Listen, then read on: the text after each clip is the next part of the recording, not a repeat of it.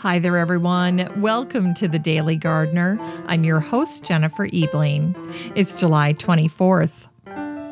Are you a fan of basil? A few years ago, I produced an entire segment on basil, and I called the show Basilmania.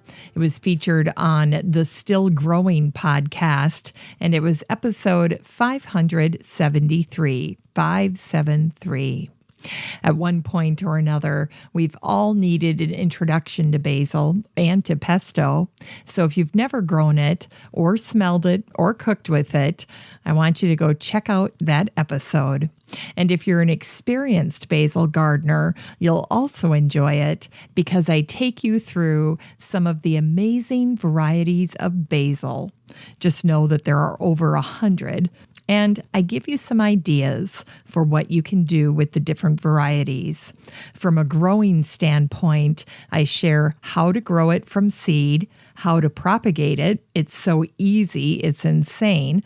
Offer some basic cultivation tips and provide answers to some common questions about problems that folks can have growing basil.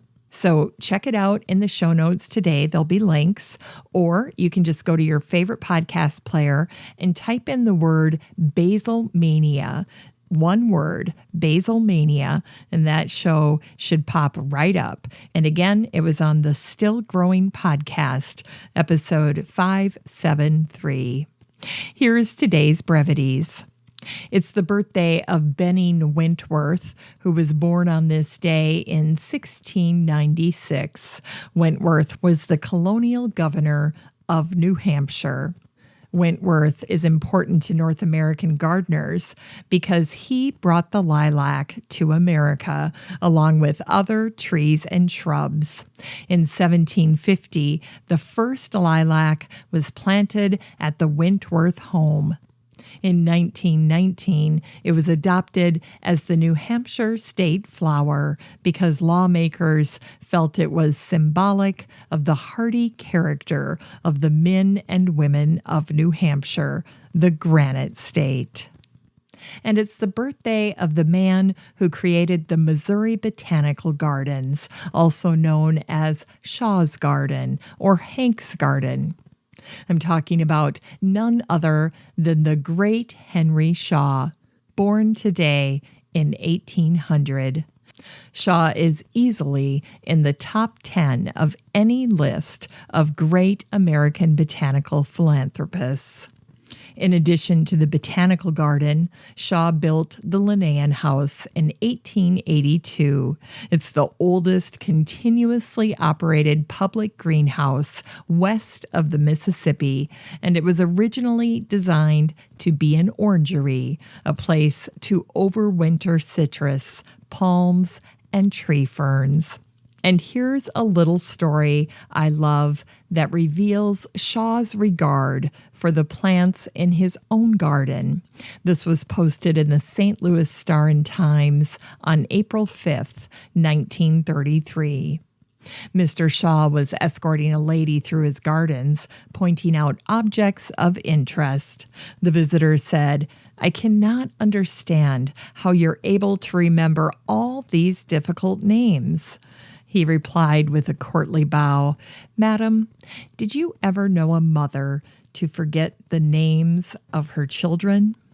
These plants and flowers are my little ones." And today in 1938, the Miami News posted an article about pigeon peas. It began this way: "If English peas don't suit your palate, plant pigeon peas." That is the suggestion of a Miami pioneer, Charles Sulzner, who through the years has pointed out to newcomers the advantages of growing tropical fruits and vegetables.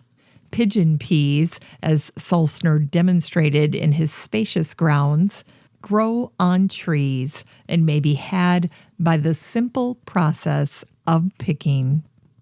Pigeon peas make a lovely and distinct addition to any edible garden. The cultivation of the pigeon pea can be traced back more than 3,500 years. In Barbados, pigeon pea, was used to feed pigeons. Gardeners who love growing peas in the spring may thoroughly enjoy growing pigeon pea in the summer. It's a hardy perennial that can produce multiple harvests during the season. The sweet, fresh green peas are technically beans. They can be eaten fresh when green or dried. The dried beans need to be soaked before boiling. Pigeon peas have a nutty taste and crisp texture. The entire pod may be eaten. And here's a great bonus. The yellow-red flowers attract flocks of hummingbirds, and the plants are also nitrogen fixers and enrich the soil. In today's Unearthed Words, here's a poem from John Clare called July. Loud is the summer's busy song. The smallest breeze can find a tongue, while insects of each tiny size grow teasing with their melodies, till noon burns with its blistering breath around, and day lies still as death. Today's book recommendation is Planting in a Post-Wild World, Designing Plant Communities for Resilient Landscapes by Thomas Rayner and Claudia West. This book is how plants fit together in the wild and how we can use that understanding in garden design and plantings. The benefits of this kind of planting method involve much more management and less maintenance, in addition to more diversity and density in our plantings. Today's garden chore is to try designing a clock garden. The floral clock garden originated with Linnaeus. He hypothesized that flowers could predict time based on when they open and closed. You could make a clock garden much more simply by creating your wedges based on color or even by season, using spring, summer, and fall bloomers. Finally, here's something sweet to revive the little botanic spark in your heart. On this day in 1975, the Green Bay Press-Gazette shared a little notice for their Dial a Garden tip line. Readers could simply dial a number at any time and hear a taped garden message. Here were the topics posted in the paper for this past week.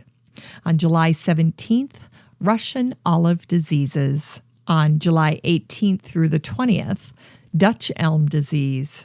On July 21st, you could call in and learn how to blanch vegetables, learn to grow cauliflower on July 22nd, and finally, on this day in 1975, you could have dialed in and learned about training young trees.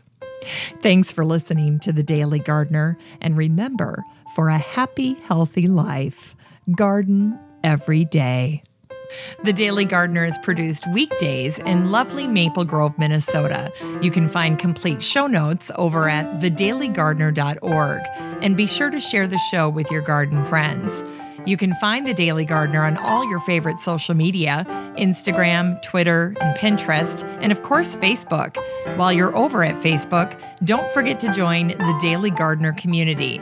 Just search for these 3 words, Daily Gardener Community. The group will pop right up and then request to join. Finally, I want to thank my team at Podfly Productions, where my fabulous editor is Eric Begay. Have a great day in the garden, and we'll see you tomorrow.